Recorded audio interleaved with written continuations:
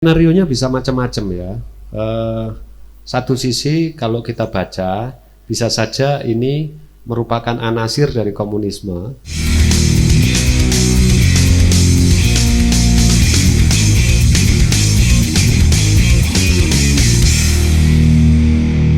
Assalamualaikum warahmatullahi wabarakatuh.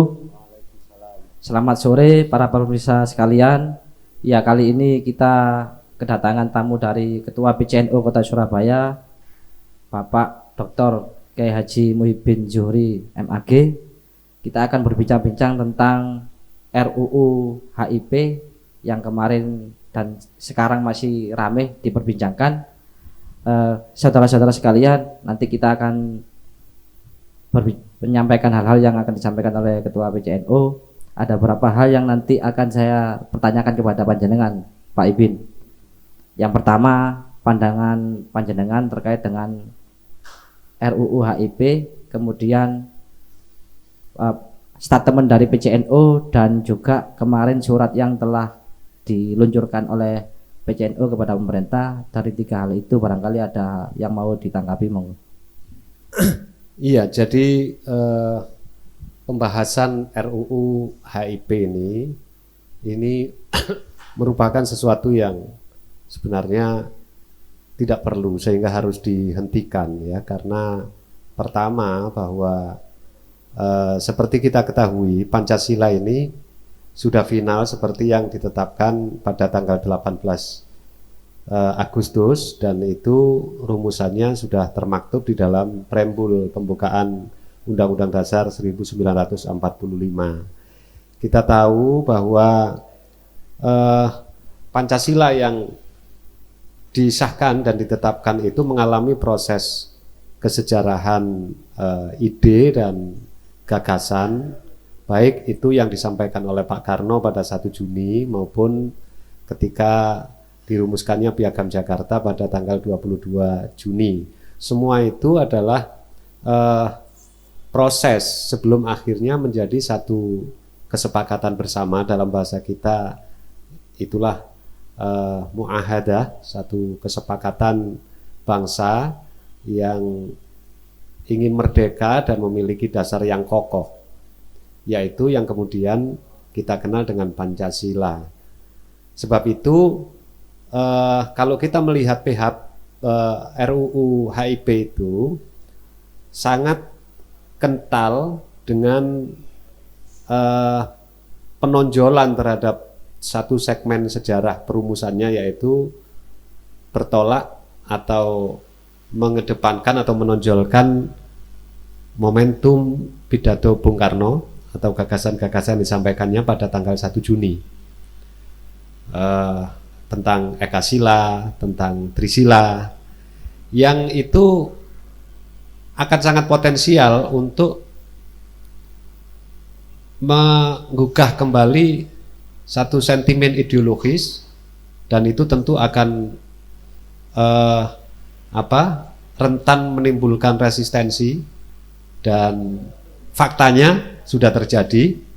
Kemarin terjadi pergerakan massa yang masif untuk menolak itu, karena tidak bisa dihindari itu penonjolan terhadap satu segmen di dalam proses sejarah perumusan Pancasila itu akan berdampak pada pertempuran ideologi. Dan itu di waktu yang lalu sejarah bangsa ini sudah menunjukkan konflik ideologi itu sangat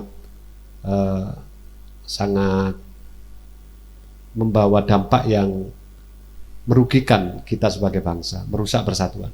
Jadi memang sebenarnya berkaitan tentang Pancasila ini memang sudah ada proses yang panjang begitu ya, iya. Dan sudah dipikirkan oleh beberapa tokoh-tokoh founding father pendiri bangsa ini. Kenapa kok kemudian sekarang mau dimunculkan lagi? Nah, ini kan sangat aneh gitu. Ada apa? Lah, barangkali panjenengan bisa memberikan sebuah hal-hal yang sekiranya oleh beberapa oknum itu memang sengaja mau dimunculkan dengan adanya RUU HIP ini. Skenarionya bisa macam-macam ya. Satu sisi kalau kita baca, bisa saja ini merupakan anasir dari komunisme atau Marxisme dan seterusnya, yang itu mengambil angel proses pertama dari pidato Bung Karno itu tentang Trisila, Ekasila dengan terma-terma agama ketuhanan yang berkebudayaan, lalu dalam Ekasila tentu saja juga mereduksi atau bahkan menghilangkan tentang ketuhanan menjadi hanya istilah gotong royong dan seterusnya. Nah, itu akan sangat menimbulkan satu ketersinggungan dari kelompok Islam ya, yang terutama kelompok-kelompok yang Islamis yang kemudian juga memiliki sejarah perumusan Pancasilanya pada tanggal 22 Juni dengan pasal ketuhanan dengan kewajiban menjalankan syariat Islam bagi pemeluknya.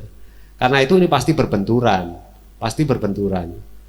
Seperti itu kelihatannya RUU HIP ini, dengan apalagi di dalam konsiderannya tidak mencantumkan TAP MPRS tentang larangan paham komunisme ya, Leninisme dan Marxisme, itu juga menjadi sentimen yang sangat wajar jika kemudian menimbulkan resistensi publik sedemikian rupa.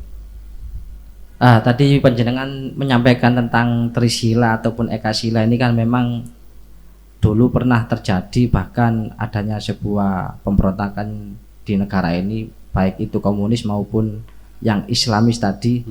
Karena memang dengan kondisi saat ini bisa jadi pemberontakan yang juga dilatar belakangi oleh Islamis ini menurut jenengan tadi kan bisa timbul. Misalnya kemarin-kemarin sebelum ada DII itu kan bisa saja terjadi bila memang tidak ada keseimbangan di dalam sebuah negara itu. Iya, jadi kalau kita menonjolkan yang 1 Juni itu kecenderungannya ya kepada sosialis kiri, bahkan bisa diterjemahkan ke komunisme ya. Tetapi sebenarnya itu dominannya ke paham kebangsaan lah sebenarnya gitu. Atau kalau mau ditafsirkan itu kepada kebangsaan ansih yang sekular gitu. Sedangkan 22 Juni itu lebih cenderung kepada Islamismenya ya, dengan kewajiban menjalankan syariat dan seterusnya itu. Jadi penonjolan terhadap baik 1 Juni maupun 22 Juni itu sudah tidak relevan karena sudah disimpulkan dan diambil kesepakatan menjadi satu keputusan yang disahkan pada tanggal 18 Agustus, dan itu maknanya adalah moderasi dari kebangsaan dan keislaman, moderasi dari gagasan-gagasan sekularisme, sosialisme, nasionalisme dan juga Islamisme, itu tersublimasi di dalam sebuah konsep yang sudah final, yaitu Pancasila. Karena itu tidak perlu lagi mengungkit-ungkit baik 1 Juni maupun 22 Juni. Kita menghargai bahwa proses itu terjadi, bahwa itu muncul dari pemikiran founding fathers bangsa ini, tetapi semuanya itu sebagai sebuah proses telah berakhir menjadi sebuah rumusan yang bisa kita katakan kalimatun sawa dalam bahasa NU-nya, common platform di dalam berbangsa. Ya sudah, itu saja, tidak perlu penonjolan satu dan lain hal. Ketika ditonjolkan yang pertama, maka yang kedua memberontak atau menolak. Ketika yang ditonjolkan adalah misalnya yang kedua paham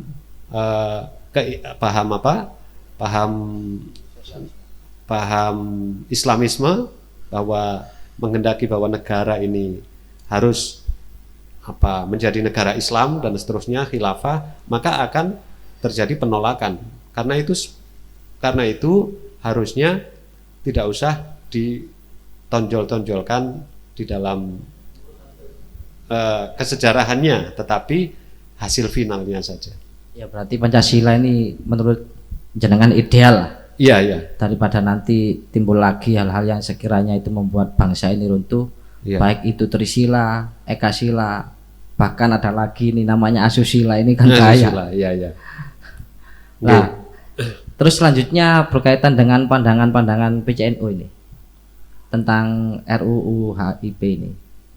Iya, oleh karena itu menurut kita RUU HIP ini harus dihentikan karena tidak relevan, buang-buang energi, sedangkan bangsa ini sedang dihadapkan pada satu hajat, pada satu kebutuhan yang sangat luar biasa, memerlukan kebersamaan, kesatuan, dan energi yang luar biasa, yaitu mengatasi pandemi ini.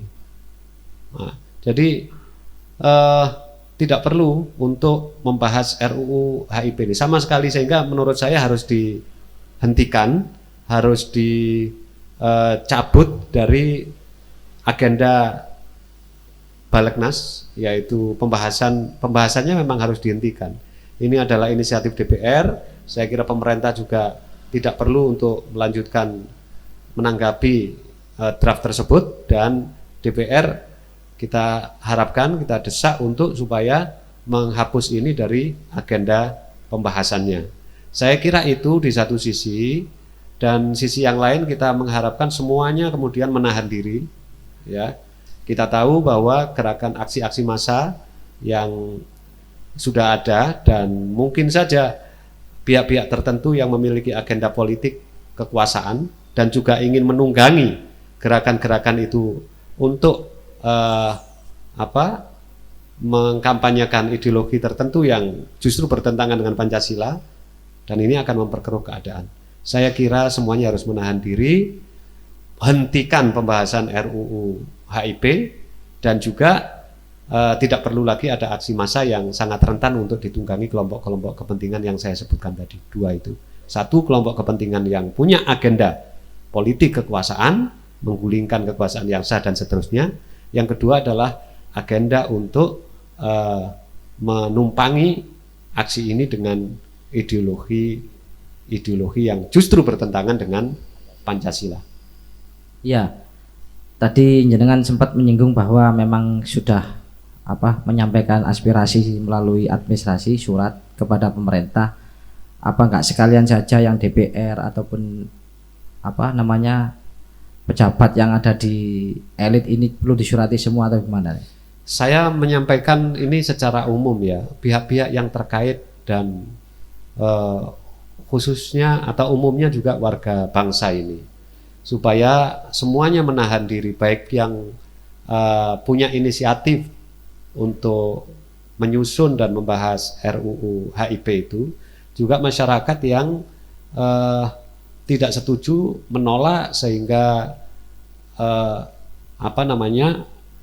ingin melakukan aksi menghentikan pembahasannya dengan cara-cara mengumpulkan massa dan seterusnya. Ini semua kami harapkan untuk menahan diri. Menahan diri artinya ya tadi, dari yang punya inisiatif untuk membahas itu menghentikan pembahasannya, kemudian dari yang ingin melakukan aksi massa menolak itu demi memberikan pressure kepada pemegang kebijakan pembahasan RUU HIP itu juga menahan diri untuk supaya khawatir ditunggangi oleh kepentingan yang saya maksud tadi, sehingga saya berharap yang kita sampaikan itu didengar oleh siapapun, ya. Khususnya DPR, ya? Ya, DPR, ya, kelompok-kelompok yang ingin melakukan aksi-aksi massa, pergerakan untuk mendesak DPR itu, saya kira saya punya husnudon bahwa DPR sebagai wakil kita itu masih mau mendengarkan suara rakyat itu. Pada prinsipnya kita NU menolak RUU HIP, dan itu kita harapkan untuk didengarkan, maka hentikanlah pembahasan itu supaya tidak menjadi keruh suasana ini. Terima kasih Pak Ibin atas penyampaiannya. Mungkin itu yang sementara ini kita break, nanti akan kita lanjutkan lagi. Ya, pemirsa yang berbahagia, ngopi yang ngopi, ngaji yo ngaji.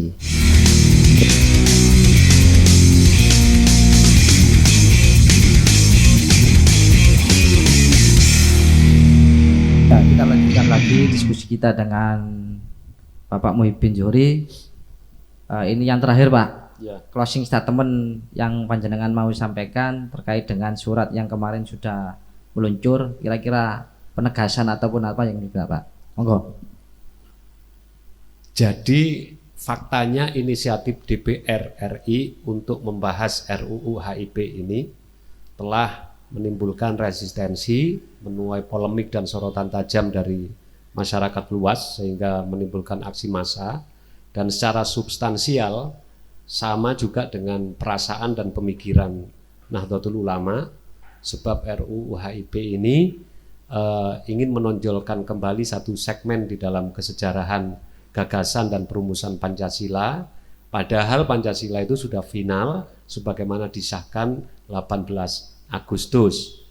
Tidak perlu lagi ditonjolkan kesejarahannya pada 1 Juni, Ekasila, Trisila, ataupun juga sebaliknya tidak perlu penonjolan di dalam gagasan dan perumusan Piagam Jakarta, karena Pancasila sudah final dan tidak perlu penafsiran lebih luas, perluasan, penyempitan, dan lain sebagainya yang justru akan menimbulkan deviasi atau mereduksi makna yang digagas oleh founding fathers bangsa ini. Sebab itu hentikan pembahasannya, dan juga semua pihak kita harapkan menahan diri supaya ini tidak menjadi konflik ideologi yang kalau semakin keras justru akan menimbulkan mafsadat bagi bangsa ini. Sedangkan bangsa ini masih memiliki satu PR besar, yaitu menyelesaikan pandemi dan mengatasi dampak-dampaknya. Ya, terima kasih. Saya kira sudah jelas apa yang disampaikan Pak Muhyiddin ini. Maka kemudian jangan sampai ada oknum-oknum yang merongrong ataupun membuat ricuh dengan adanya isu RUU HIP itu. Saya kira apa yang disampaikan oleh Ketua PCNU Kota Surabaya sudah jelas dan tidak ada perlu yang dibahas berkaitan dengan RUU HIP karena semuanya sudah final. Pancasila, bukan Trisila, bukan Ekasila, apalagi Asusila. Ya, cukup sekian dari kami, ngopi yang ngopi, ngaji yang ngaji rek. Assalamualaikum warahmatullahi wabarakatuh. Waalaikumsalam warahmatullahi wabarakatuh.